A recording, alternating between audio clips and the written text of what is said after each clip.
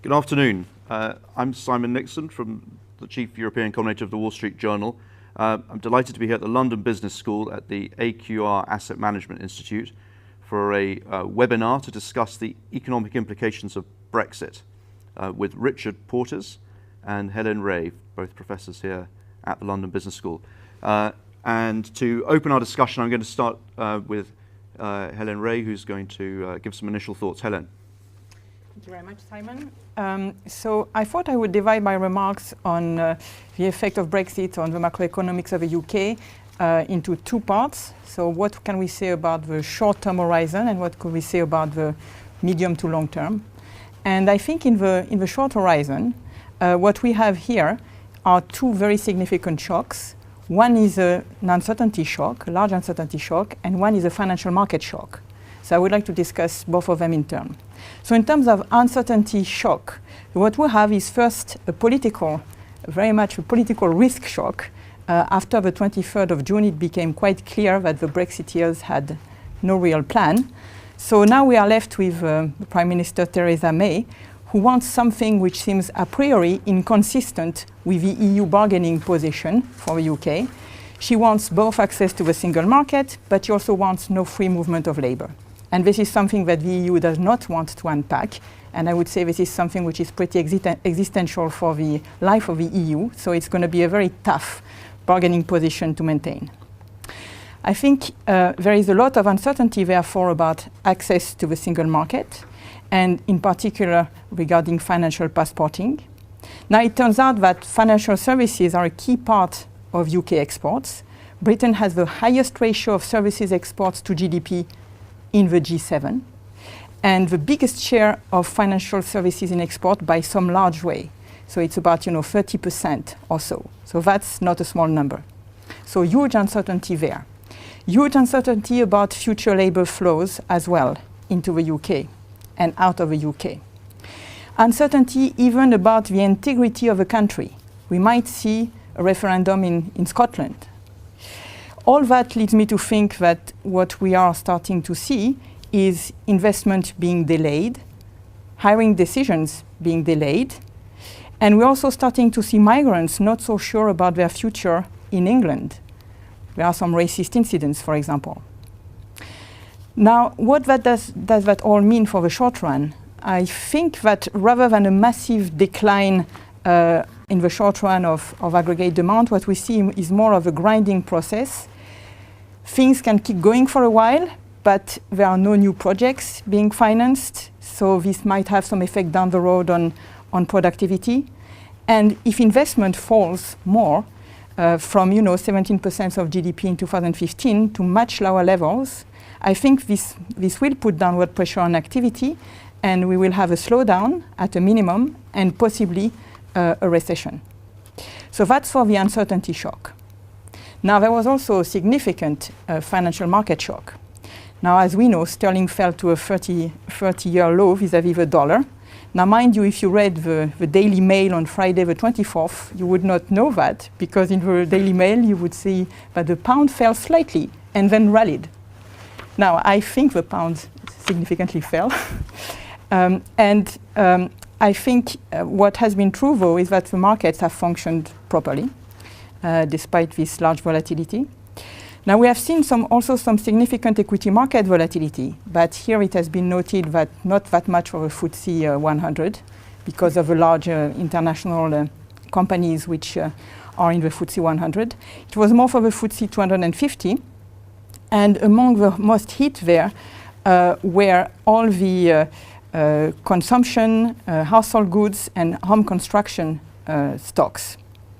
Now, we have seen for those a decline of about 30% in the first 2 weeks. Now, since construction investment accounts for 9% of UK GDP, and construction sector activity is also a leading indicator of recession, this is probably not a good sign. If we look at consumer confidence, it has fallen. A recent survey has found that it was the sharpest drop in 21 years. Now, if this translates into a decline in private consumption, we don't know for sure, but this is a possibility, since private consumption in the UK has accounted for more than 60% of UK domestic demand, this is a big deal. And on top of it, consumption in the UK has been the main source of growth since 2012, while investment has been quite weak. So this does not bode very well for near-term growth. UK growth estimates effectively have been shaved up by the ECB or the IMF by about the same amount, 1 to 2% between now and 2017. Now, there might be, however, so all that points, towards a significant slowdown. There might be some countervailing policy forces coming from the Theresa May government, since she seemed to be a little bit more inclined to fiscal loosening than her predecessor, and she may actually reinstate some of the social transfers that were cut during the time of the predecessor. And in particular, we seem to know that the people who voted for Brexit were disproportionately affected by the cuts. So that may boost activity somewhat in the short run. In the medium to long horizon, I would just try to answer 2 questions there, and we can discuss a lot more after that. So the first one is, will the resolution of uncertainty, whenever it comes, maybe in 2 years' time, lead to an investment boom?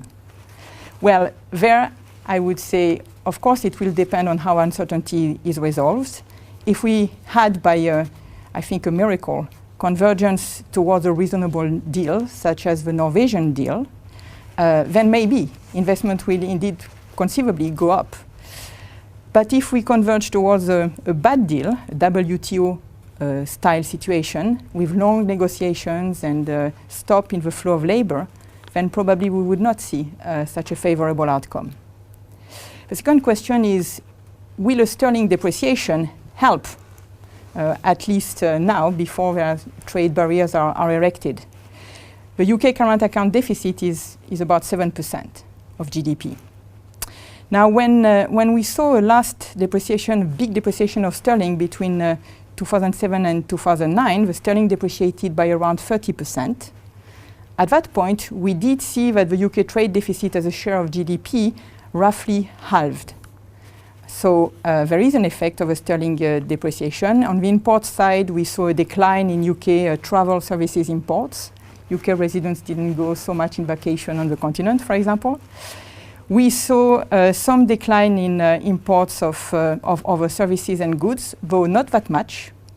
And we saw some expenditure switching towards UK goods.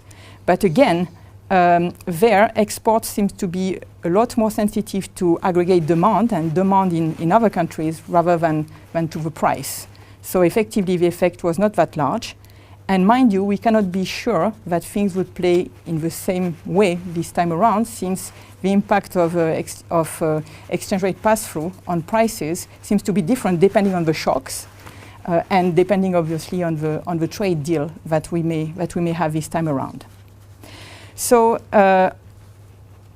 on top of that, I think we also have some issues possibly with the real estate sector. We have seen some trouble in terms of commercial real estate, which with 6 of the largest 10 commercial real estate funds having to impose withdrawal restrictions. Now, if the prices were to go down further, it could be also a serious concern, since commercial real estate is a collateral for a lot of small businesses, for the loans to small businesses. So all in all, I think there are reasons for concern, and I'm not discussing in great detail the effect on FDI here, in particular in the financial sector, which could be also a key aspect of what is going to happen, in particular because this is linked to the loss of passporting, the financial passporting, which is a key aspect of UK's economy's future. So I will just stop there, and I'm sure that Richard will pick up on this. Thank you very much. Right, Richard. Okay, let me start by picking up on one aspect of the short-run macro picture that Hélène touched upon, and that is the exchange rate, but tie it to capital flows. We do have this huge current account deficit. The deficit has to be financed. We have been financing it with capital inflows. It is quite possible that a lot of that capital inflow will stop. A sudden stop, as we put it. There's literature about that. So you've got to turn that around. You've got to bring in capital, because the current account deficit won't just go away quickly, if it goes away at all. It'll go away some, but we need to make sure that the capital flows in. Now, how does that happen? Well, partly it's a question of the nominal effective exchange rate. And we have seen that effective exchange rate fall by about 8 to 9% already. I think it's very likely it's going to have to fall further. The point being, you have to make UK assets more attractive to foreign investors in order to bring capital back in. The only alternative to that is to raise interest rates. The Bank of England right now seems to be very much inclined, if anything, to loosen monetary policy because they're worried about the prospects of a recession or of a significant slowdown in economic activity. But if the exchange rate goes down too far, that may force them to think about raising rates to try to bring capital in. And then they would be in deep trouble. Let me turn to the possible deals that we might make. Divorces are very messy, that's for sure. And there are strong political incentives for the other 27 member states of the Union to oppose any real generosity towards the United Kingdom in whatever deal is going to be struck, because they're worried that other countries might try to do the same trick and go to referenda and so forth. And there's domestic political opposition too to treating the United Kingdom very particularly well. So what are the alternatives? One is, as Hélène said, the possibility of just going to, we just function under World Trade Organization rules. That would mean a huge disruption to existing trade patterns, a loss of access to the European single market, and a loss even to of the preferential trade agreements that the EU has negotiated on our behalf, as well as the other member states' behalf, with a number of countries in the world. Second possibility is a free trade agreement with the EU and elsewhere. These are lengthy, complex negotiations that involve rules of origin, all sorts of technical stuff, and it would take quite some time to negotiate such deals, and we wouldn't have single market access for financial services. Then there's the association agreement with the EU. This is just a non-starter, although Michael Gove did say at one point that we could have a deal like Ukraine, Bosnia, Serbia, and Albania. Quite so. The remaining possibilities are rather more attractive. One is Switzerland, which has made various, but it's taken years and years to do this, various bilateral deals with the European Union.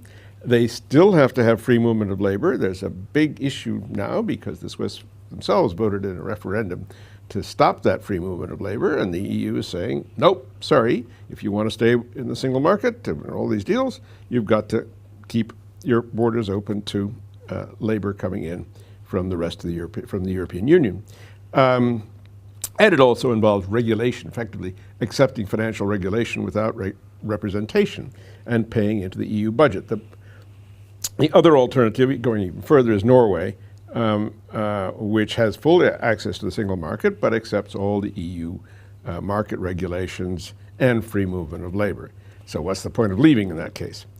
I agree with Hélène, there's very little opportunity for unpicking, if you like. That is to say, for full access to the single market with no free movement, no budget contribution, and no European Court of Justice, which of course enforces the single market regulations. It's just not possible. This is not going to happen. The possibilities of anything intermediate, I think, are very limited. And there will be, whatever deal is struck, there will be difficulties in ratification. Each of the other 27 countries will have to, this will be a treaty change, and they'll have to ratify. Their parliaments will have to ratify this. We could perfectly well end up with no deal at the end of 2 years, the 2-year period in which this is supposed to get done, and be forced into what you might call a hard Brexit with no deal at all, which would not be very nice. And therefore, unless we go for the Norway solution and leave most of the Leave voters extremely upset, unless we go for that, and we can get at the same time quick deals with the 50 countries that currently have deals with the European Union, we're going to have some fall in our trade, and that will mean investment will fall, productivity growth will fall because trade brings innovation, trade brings competition, and that's good for productivity. Finally, on the kind of deal, no doubt some euro-denominated activity would, under any of these agreements, shift, once we are out of the EU, would shift to the continent. Financial clearing activities. We have won cases with the European Court of Justice when the European Central Bank tried to bring some of that business back into the euro area. We will not have the European Court of Justice to protect us anymore.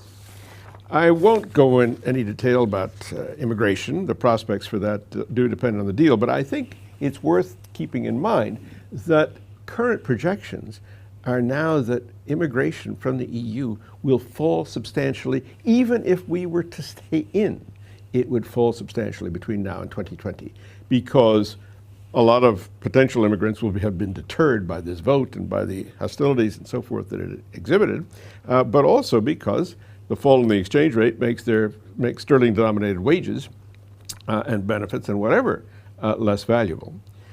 On regulation, that was one of the big points. The burden of Brussels regulation, well, in fact, only a small percentage of our regulatory framework comes from the European Union, and we often put extras on top of that. We call it gold plating.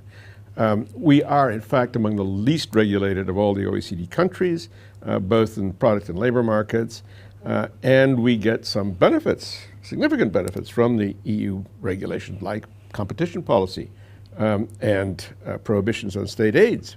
Most of our financial regulation comes from global agreements, the Basel committees and all that, bilateral EU-United States deals, which we would then have to make with the United States. And we have our local regulatory bodies, which aren't going to go away. The Financial Conduct Authority, the Prudential Regulatory Authority, the Financial Policy Committee.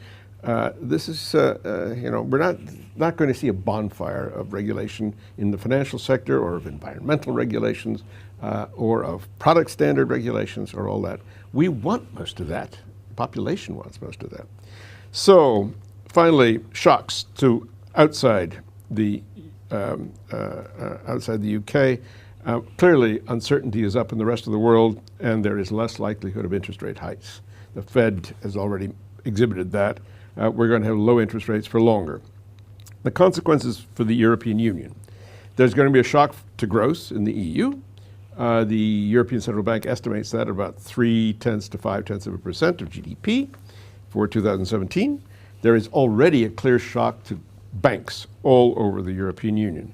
And the troubles of Monte dei Paschi in Italy and of Deutsche Bank are just the beginning of that, I'm afraid. There will be less push within the EU for trade agreements like the TTIP agreement that's been discussed with the United States. There will be less push within the EU for market liberalization, especially in services markets. There will be a totally different approach to capital markets union, whereas the UK was pushing for a bottom-up approach to unifying capital markets. France and some others have been pushing for a much more centralized approach with a single financial regulator, for example, something at least like the Securities and Exchange Commission in the United States, and a common insolvency law and so forth. And we'll see a definite shift of emphasis there. The Eurozone will indeed, just by weight, become more powerful in the European Union, but whether that means more centralization or not, I think is a political battle between right and left right now, and it won't be resolved until elections take place in 2017 in France and Germany. UK leadership has been important in climate policy for the European Union, and that will turn around. And the Eurosceptics will be, to some extent, although the opinion polls don't yet show this, I think it's inevitable that the Eurosceptics will be empowered to some extent elsewhere in the European Union, maybe even to the point of having more referenda in the Netherlands, probably the first candidate. Stop there. Great. Thank you very much, Richard. Before we move on to questions and answers, I should probably just point out, if anyone's watching this on the web, you can send in a question and it should show up on this screen in front of me, and then I can put the questions to Richard and Helene. If I can work out how to turn this screen on, which I can't. Anyway, so I'll work out in a second. Technical assistance. No, I think we'll work it out. We'll work it out. Here we are.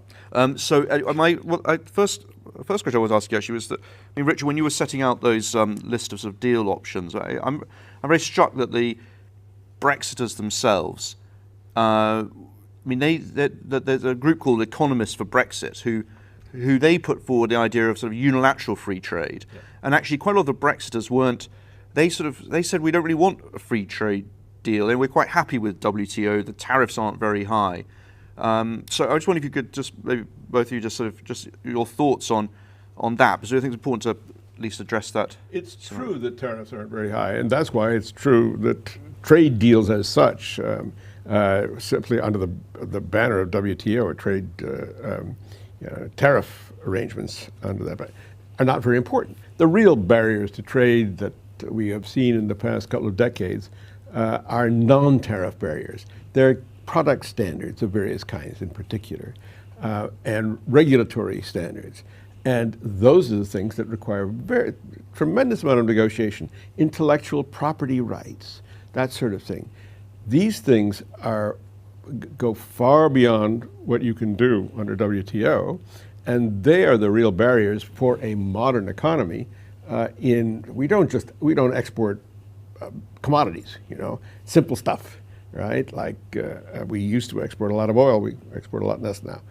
But otherwise, we export services, which are complicated, and manufactured products that run afoul of product standards if we don't.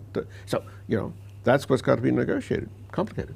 Yes, I would like to reinforce this. Indeed, if you look at the coverage of the WTO, it's mostly about manufactured products, and it's not nearly as much comprehensive in terms of services. Now, it turns out that the UK's comparative advantage seems to be a lot in services. So I wouldn't take that much comfort in seeing that tariffs are low in a series of manufactured products. As Richard said, I think the problems and the barriers are elsewhere. Can I ask you another question related to trade, Hélène, which is that we saw over the weekend both Liam Fox, the new International Trade Secretary, and David Davis, the Minister for Brexit, both making statements along the lines of that the UK is going to sign up, a dozen free trade deals by 2019, that they're scoping out a series of ambitious deals with Australia and other countries, and they're going to the US to start talks. Now, is that realistic that they could do that in the next 2 years? Is that how trade deals work? What's your... Good luck. Right. No, I think if you ask most trade economists and the people who are actually any knowledge of the way trade deals work, they would point out to you that they take a lot longer than that. Whenever trade deals have taken a short amount of time, like with Australia, US-Australia trade deals, it was very much done on a kind of take it or leave it type of trade deals from the US point of view. But on average, trade deals are very complicated matters. There's all kinds of things that can get attached to them, and you need a serious army of trade negotiators who are well-trained and who are competent in order to be on all fronts at the same time. And I just don't see the capacity in the UK for doing that, because competence has been lost. And I just don't see that there is going to be such a great willingness and kindness, frankly, of the rest of the world to be fast speeding all these trade deals. So I really, good luck. But if we do go to a hard Brexit, almost whatever scenario we go to, I mean,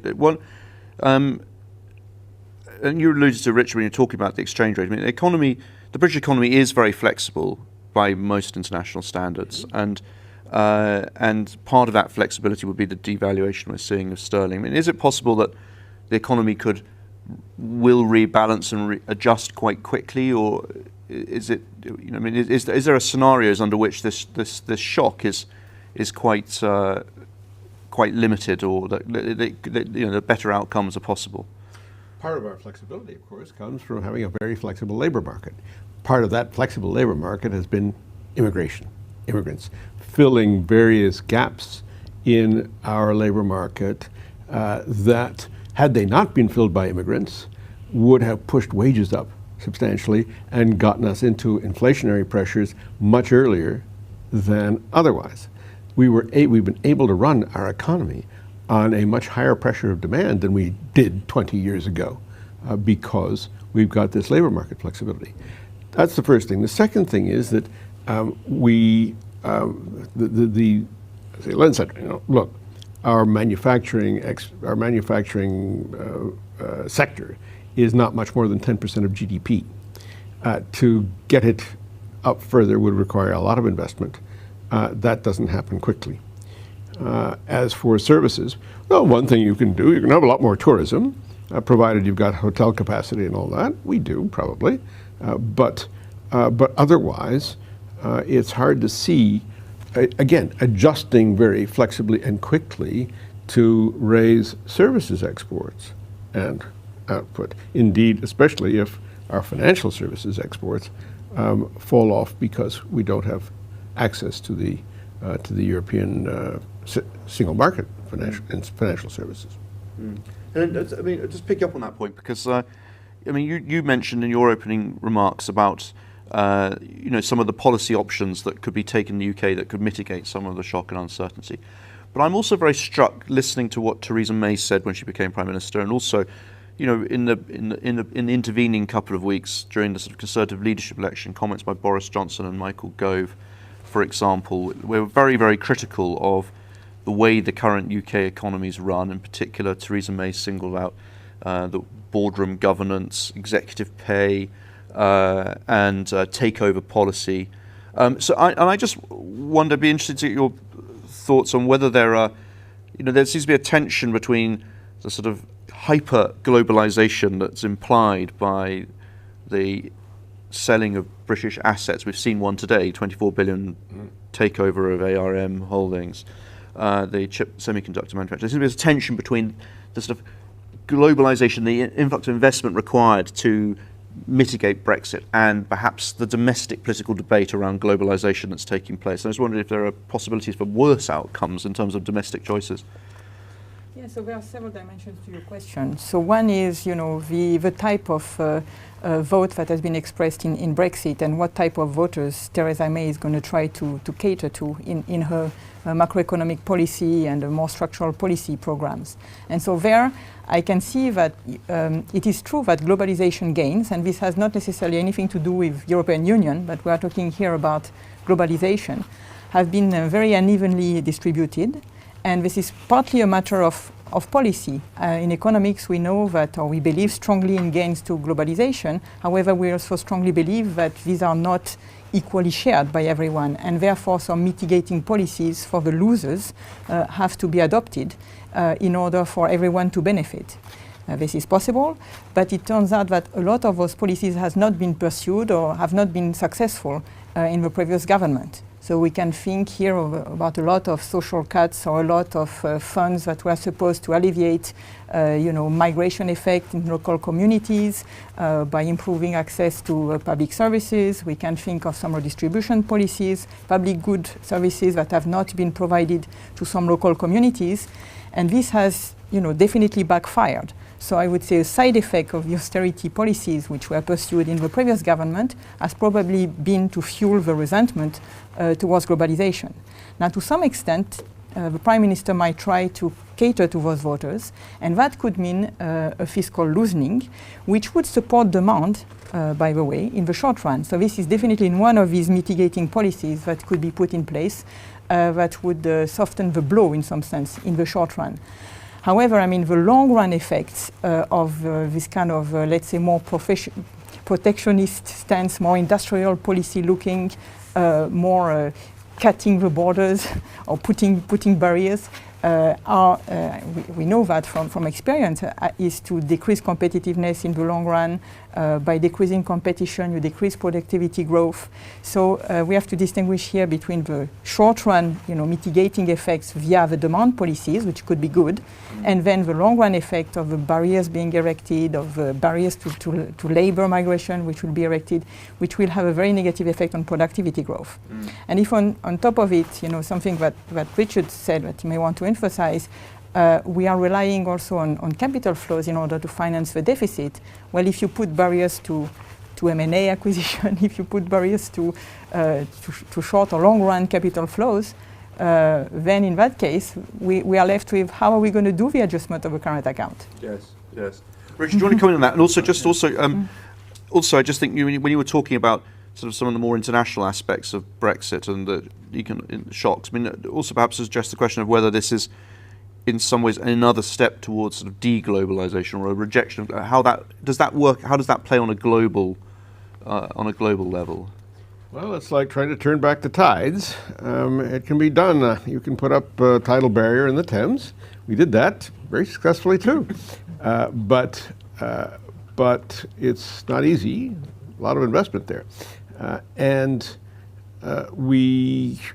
don't think realistically it makes sense for any economy to try to shut itself off.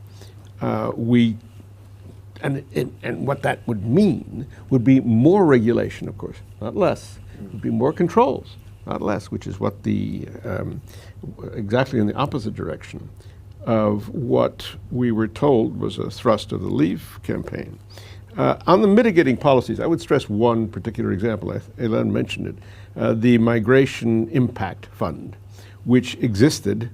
The previous Labour government did not put any significant money into it, but that we should do regardless of what outcome we have of these negotiations.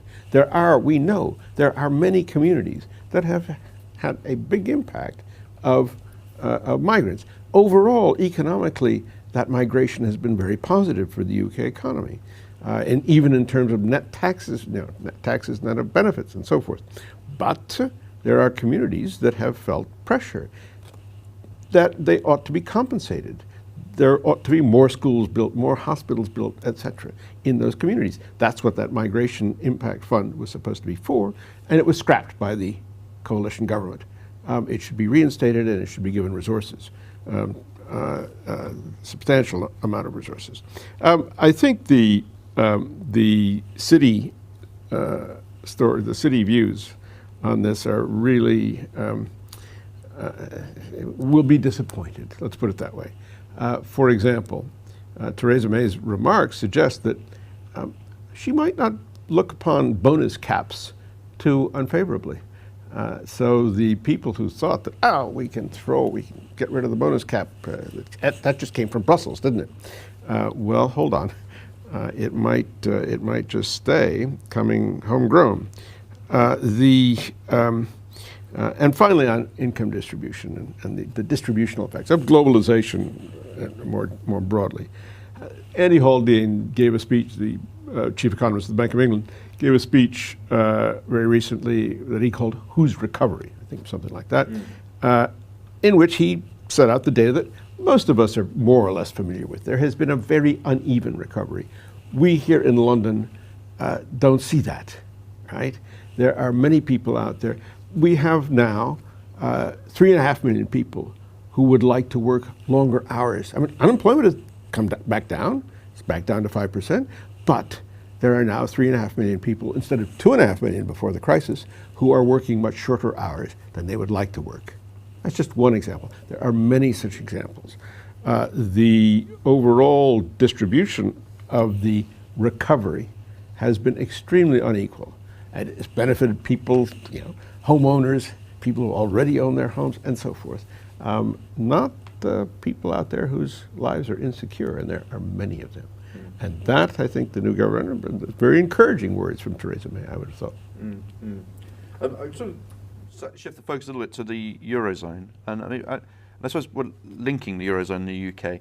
The issue of passporting in the financial service industry is being seen seen primarily in a sort of, in terms of trade-offs between two competing blocks. It's been seen in terms of competition between the city and other European financial centres. But I just wonder about, to my mind, the what's likely to drive this as much as anything else is prudential concerns. I just wonder whether there are prudential risks, whether there are legitimate prudential risks for the Eurozone in having its financial centre offshore going forward, and whether therefore there are legitimate things that the Eurozone should be doing to protect itself from that.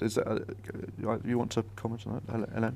Well, certainly for certain activities, and in particular we think, here about the clearing activities in euros, it would seem a little bit odd to have the clearing of your main currency being done in an offshore financial center in which there is absolutely no regulation that you control which applies. if London indeed exits the UK, the EU with a clean break. So what are the guarantees that in terms of backstop, in terms of the type of regulation that applies, what kind of guarantees would the euro area get? So I think there will be an insistence by the continent, by the euro area, to regain control, to make sure that the vital structures of the currency trade, which regards the euros, are repatriated in the euro area. So I think this will happen. Now, there were already hints, that the euro area wanted to do that even before, but I think now it becomes much more overwhelming. Now, the big question that I can't answer is exactly how much of the business that will carve out of the city. So what are all the complementary functions that, if there is such repatriation, will also have to be repatriated? I'm guessing some, but on the other hand, obviously not everything. And London was a big financial center before the creation of the euro. So there's no doubt that quite a bit of business will stay in London. However, I think we are still unclear about the synergy and the complementarities, and I'm not sure we will completely know until we have a deal, or we have more indication of what kind of deal will be struck between the UK and the EU on those matters. So I think we have to hold off, and I have a feeling that a lot of people are on a wait-and-see attitude in the city right now, trying to have this uncertainty being a little bit more cleared off. Is there anything, turning it almost the other way around, is there anything, do you think, the UK can offer the Eurozone that could assuage those concerns about this offshore financial centre?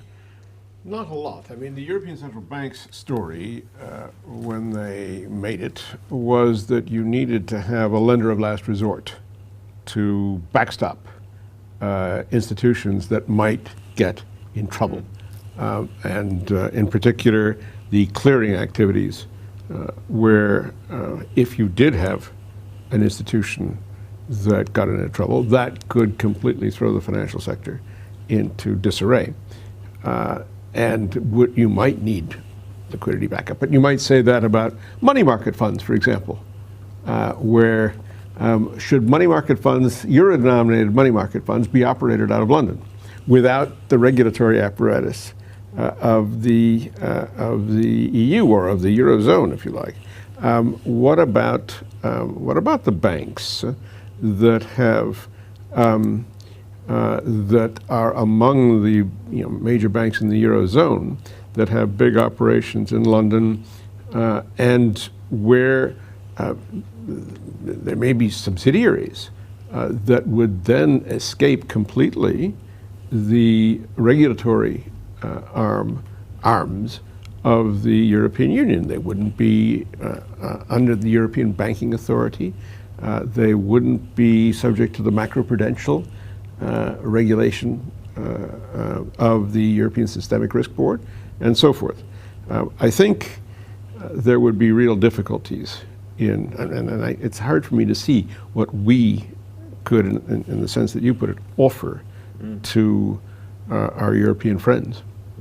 So that's suggests that it's going to be very hard, really, to come up with any sort of deal that gives the city what it wants. I mean, I think certainly that's what the reporting I've done suggests. Very difficult. And by the way, I mean, I mentioned the European Systemic Risk Board. I should make a disclaimer because I'm actually sit on the general board of the ESRB. But that said, the vice president of the ESRB is the governor of the Bank of England, right? And he will not be able to continue in that post any more than Jonathan Hill felt that he could continue as commissioner for the financial markets. So I think we simply lose our influence in a range of things. Yes. So we just use the last few minutes just to talk about more specifically the Eurozone. I mean, it seems to me a large part of the Euro crisis over the last few years has been about a lack of political capacity to act, whether both at national level and, frankly, as well as the European level. But as Rich said, we're now potentially facing some serious banking issues. They were already there before Brexit. Brexit has clearly amplified some of those issues and made them more immediate. I mean, do you think, Hélène, that the Eurozone that the Brexit shock will actually encourage the Eurozone to act in a more decisive way, or give it that, or will it just simply show the Eurozone's inability to act in sharper relief? How do you see this playing out? So what has been interesting is that I think there is a bit of a Brexit fatigue also, right? Because it is true that the EU has been confronted and the euro area have been confronted to several crises in the past years. Talk about the euro area crisis, the Greek crisis, the refugee crisis, and a lot of the time that and efforts and resources that could have been devoted to this crisis have been also devoted to some extent to the Brexit issues. So there is a bit probably of resentment on the continent towards the UK on these matters, right? Because it's seen in a way as it was a purely domestic political infighting, which has had a very negative spillovers for the functioning of the EU and the euro area. Now, going forward, obviously, there's going to be still some more time and resources kind of having to be devoted to to the Brexit shock, and that's probably something that is again brings a bit of resentment among the capital of the continent. Now, how will the euro area and the EU react? So I think we are seeing right now we are seeing really a debate. So there are the people who think that given where we are, in particular the euro area, has to find ways of moving forward in a rather decisive way. And there are people who are supporting this view quite strongly. At the same time, we do have other people, in particular, I've seen Mr. Schäuble recently, arguing exactly the opposite way, saying in a way what we see is a rejection of further integration, and we should not push forward in any way right now. We have to wait that the public opinions are more behind us, etc. So this is, I think it's still unclear the way the balance of the debate will go. I am not sure which path will be chosen. I think Mrs. Merkel has not made it quite clear yet what we will see. But so I could really see it either way. I do think there are some short-run risks which will have to be dealt with rather quickly. In particular, we are talking about the banks of the periphery of the euro area, and we'd better see some action there. Do you think, Richard, briefly, the Italian banking situation, I mean, this is the next test for the Eurozone, clearly, and then the Italian referendum coming up. I mean, are you optimistic that EU can deal with this next crisis? I think it's a very difficult one, especially given the attitude that the European Commission has been taking throughout this. And to some extent, not just the Commission, the European Central Bank has made it clear that the rules are the rules. They say we have a new banking BRRD, Banking Recovery and Resolution and Recovery Directive, that requires bailing in particular, bailing in even maybe depositors, but certainly requires bailing in bondholders. Now, in Italy, in particular, you have the case where billions of euros of bonds were misselling this was, to households, retail investors who had no idea of the risks that they were undertaking with these buying these securities, but their golfing partner, who happened to be the chief executive of the local bank, said, this is terrific for your retirement, great yield, and so forth. Well, yeah, great yield, great risk. And it turns out that many of these households are now under threat. The political impact of that in Italy, with a referendum coming up on which the Prime Minister has staked his own political future, that can't be underestimated. I think they really are in a bind, and I can see the arguments of those who say, look, we've got these new rules, we can't just throw them away the first time a difficult case comes up. And at the same time, those who say, and I have said myself, looking at the non-performing loans problem in the Italian banking system, that I said a year ago that there really was no alternative to having some kind of state finance that would deal with this, that would effectively recapitalize the banks, because many of them, in practice, are severely undercapitalized because they have these hundreds of billions worth of loans outstanding that just aren't performing, and that aren't worth what what their book values say, even less the provisions that have been made for them.